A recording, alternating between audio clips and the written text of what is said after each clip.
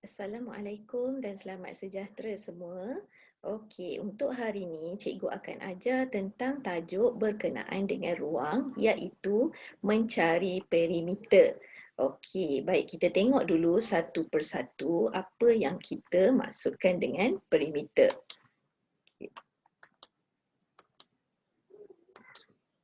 Apakah yang kita maksudkan dengan perimeter?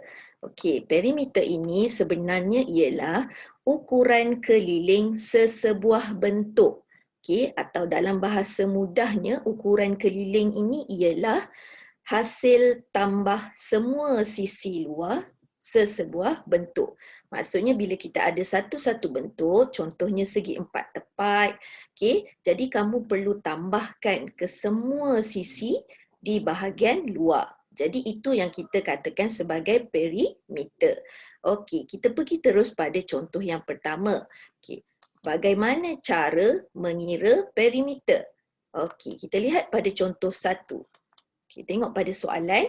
Kira perimeter bagi bentuk di bawah. Okey. Ini ialah bentuk apa? Bentuk segi empat tepat. Okey, kalau kamu tengok di situ lebarnya ialah lebarnya ialah 4 cm dan panjangnya ialah 7 cm. Okey, maka setiap sisi yang bertentangan dengan panjang dan lebar akan mempunyai sisi yang sama. Sebab tu kalau kamu tengok bertentangan dengan sisi 7 cm tu ada tandanya sama, betul? Okey. Dan sisi 4 cm juga tandanya sama, maka sisinya mempunyai nilai yang sama. Okey, jadi bagaimana kita nak kira ialah sisi yang terlibat ialah sisi ini yang pertama 7 cm. Okey, tambahkan dengan 4 cm sisi yang kedua. Tambahkan pula dengan sisi yang ketiga. Berapa nilai dia? 7 cm juga. Dan akhir sekali, sisi yang keempat, 4 cm. Maka ke semua sisi ini kamu kena tambah. Okay, kena tulis sebagai 7 cm, tambah 4 cm, tambah 7 cm dan tambah 4 cm. Okey, jadi jawapan yang akan kamu dapat ialah 22 cm. Okey, unitnya kamu kena ikut sahaja, cm sahaja, tak perlu tambah apa-apa. Okey, kalau dia beri dalam soalan cm, kamu tulis sebagai cm. Kalau dia beri kamu meter, kamu tulis ikut saja sebagai meter. Okey, ini contoh yang pertama. Ini melibatkan tanpa gabungan bentuk. Okey, tengok contoh yang kedua. Okey, contoh dua. Okey. Kira perimeter bagi gabungan bentuk di bawah. Okey, yang kali ni cikgu bagi contoh gabungan dua bentuk. Okey, bentuk yang pertama kalau kamu tengok di situ yang warna biru tu ialah segi empat sama. Okey, kalau segi empat sama maksudnya semua sisi sama panjang. Sebab tu kalau kamu lihat ada tanda. Okey, tanda yang menunjukkan sisi keempat-empat itu sama. Okey. Dan bentuk yang kedua ialah dia bergabung dengan bentuk segitiga. Okey, segitiga yang warna kuning. Okey, jadi macam mana kita nak kira perimeter bagi gabungan bentuk ini? Okey, kita ingat balik. Perimeter ialah ukuran keliling ataupun hasil tambah sisi luar. Jadi sisi mana yang terlibat untuk kita tambah? Okey, pertama sisi yang ini 3 cm. Okey. Yang kedua sisi ini 14 cm. Yang ketiga sisi 16 cm.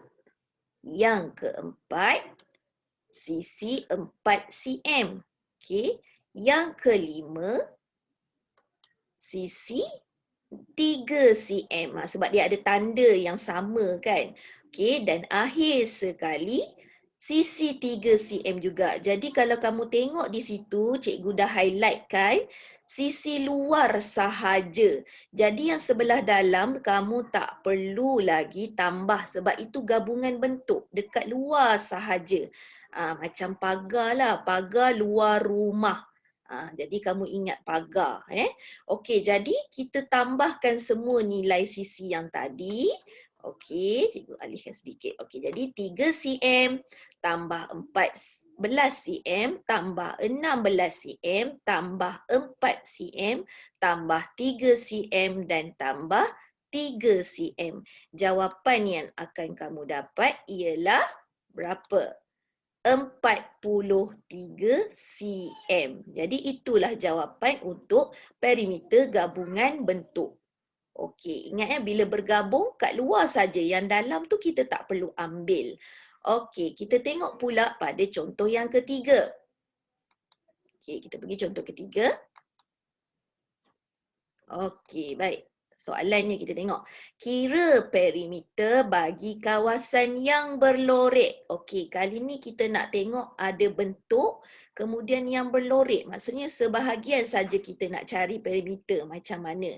Okey, bagi situasi soalan yang kita nak cari kawasan berlorek, kamu hanya perlu guna atau perlu libatkan sisi kawasan berlorek sahaja. Tengok kawasan berlorek yang warna merah, warna pink tu.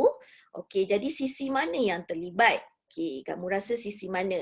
Okey, sisi yang pertama ialah yang warna merah cikgu dah highlight kan. Sisi 22 cm. Okey, lagi sisi yang perlu lagi kita libatkan ialah sisi 7 cm. Okey, sisi yang ketiga, sisi 18 cm. Dan yang akhir sekali, sisi 6 cm.